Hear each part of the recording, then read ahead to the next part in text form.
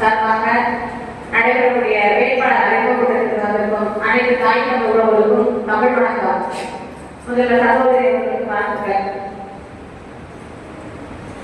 2021 சட்டமன்ற தேர்தலில் சகோதரி மாதிரி நானும் அந்த தொகுதிக்கு புதுசுதான். என்னை யாரையுமே இருக்கிறாங்க அதை யாரையுமே எனக்கு தெரியாது.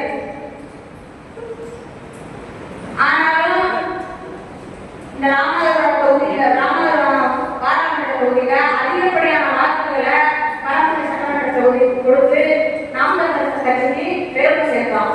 அதே போல இந்த முறையும் நம்ம சகோதரி இளவரசி செய்வதற்கு நம்ம கடுமையா வேலை செய்வோம். அதுக்காகவே நான் ஒரு 3 மாசம் வேலைக்கு போகாம வீட்டில் இருக்கலாம்னு நினைக்கிறேன். ஏன்னா கண்டிப்பா அவங்களோட துணைக்கு வேட்பாளரோட போறதுக்கு ஆள் வேணும். ஏன்னா நான் வேட்பாளர் இங்க வரும்போது தங்க சித்திகாவும் பிரியாவும் மட்டுமே கூட இருந்தாங்க.